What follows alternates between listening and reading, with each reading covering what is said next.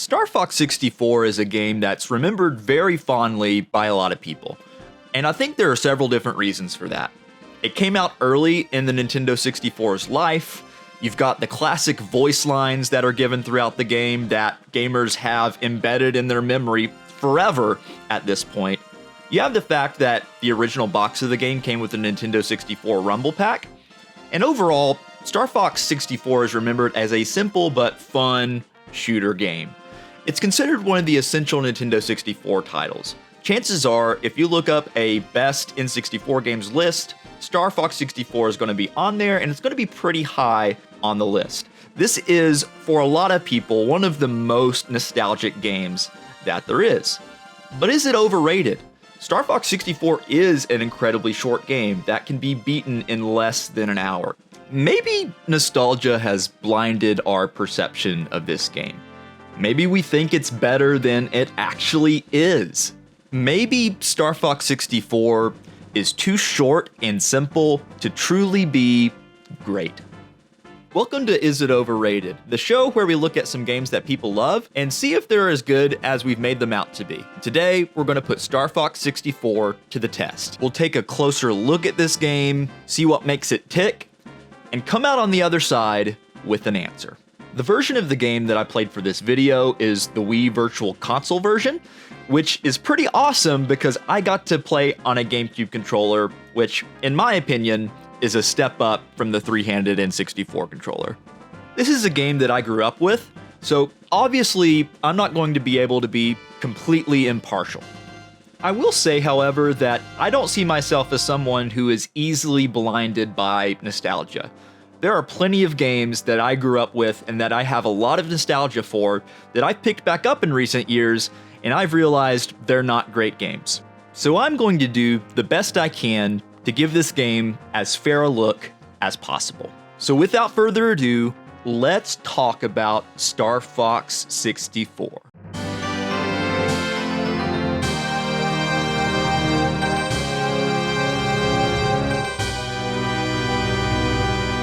So right out the gates here, the controls to this game are awesome.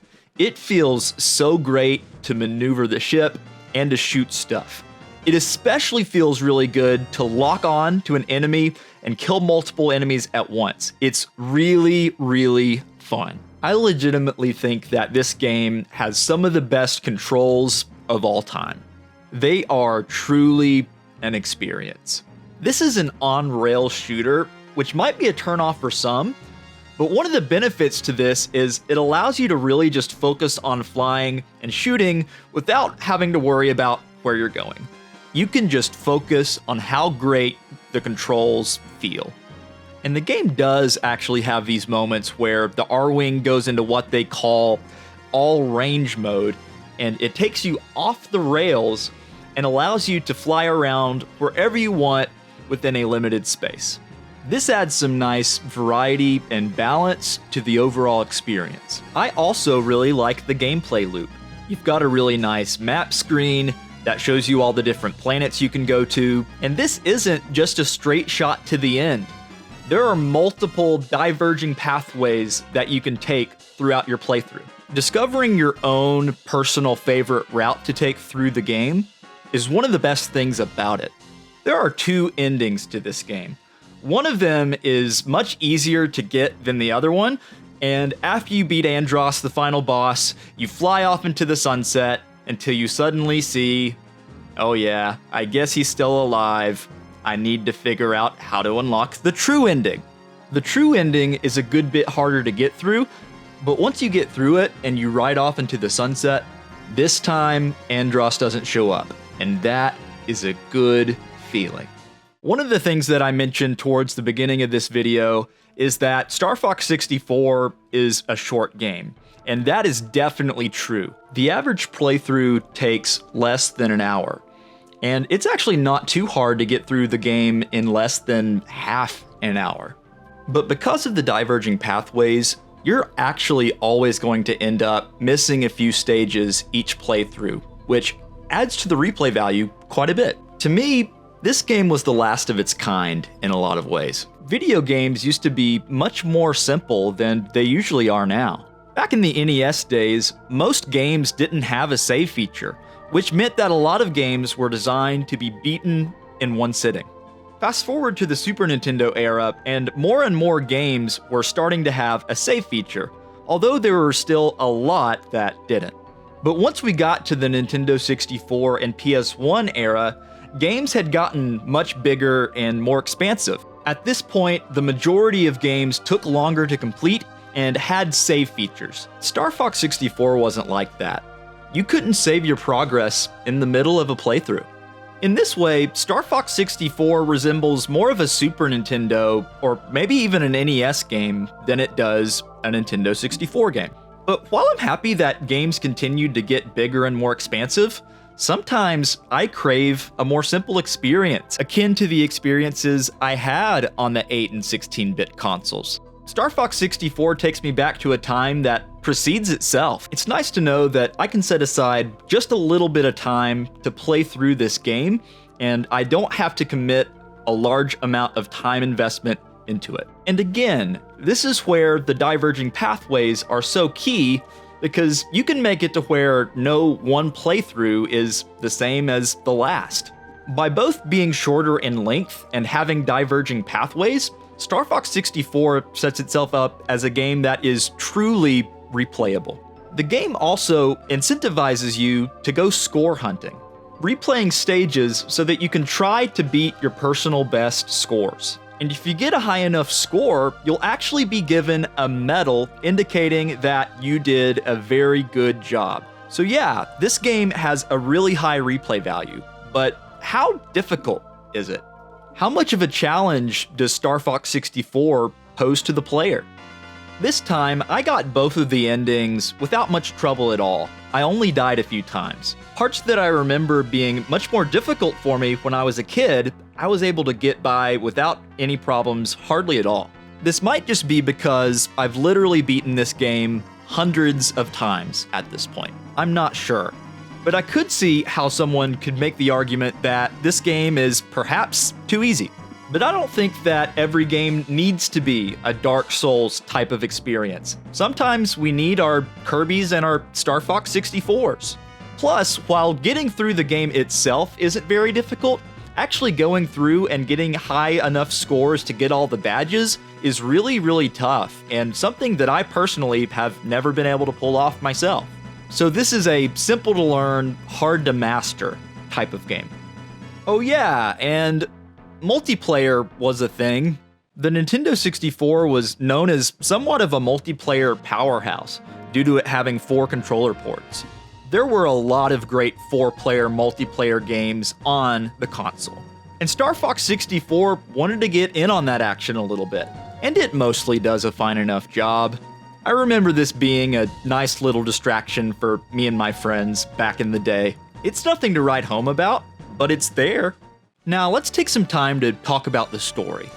There's a nice intro scroll at the beginning of the game that puts you up to speed on everything that's going on. The TLDR of it is that Fox's dad, James McCloud, was on the original Star Fox team, along with Peppy Hare and Pigma.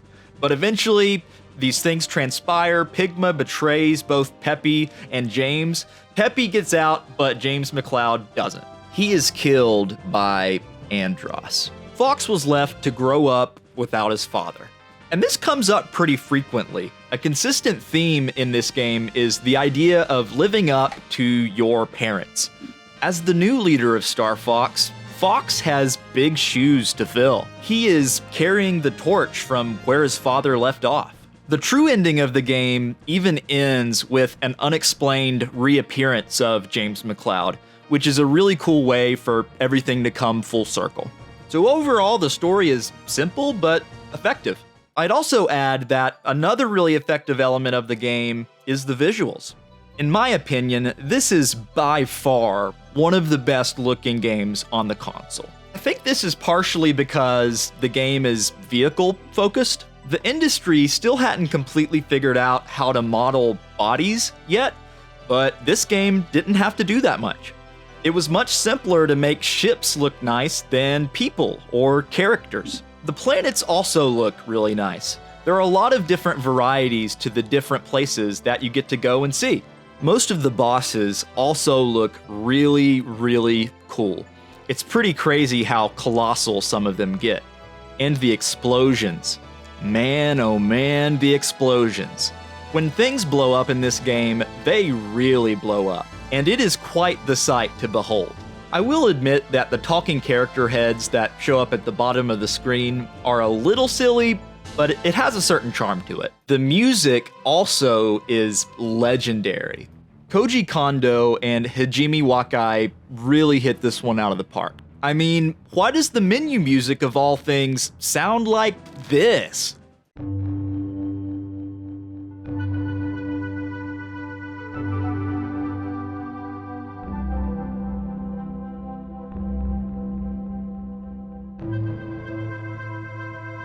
All of the individual planet themes are also really, really good, and the boss fight music really gets your blood pumping. All of the other audio design elements of the game are really effective as well. The sound of your lasers is awesome, and blowing stuff up sounds even better. Of course, I have to talk a little bit about the voice acting. This was much less common back then, and it's really only by about this point that some games began to be fully voice acted for the first time. And they had to do some funny stuff to make it work. The voices definitely sound pretty compressed. Check your G-diffuser system. But overall, they sound fine. All of the voice actors here really put their heart into it. The lines do get repetitive at times, both because this game is designed to be replayed, but even within one playthrough, sometimes they say the same stuff that they've already said before. But overall, the voice work in this game is fondly remembered for a reason. So with all of that said, do I think that Star Fox 64 is an overrated game?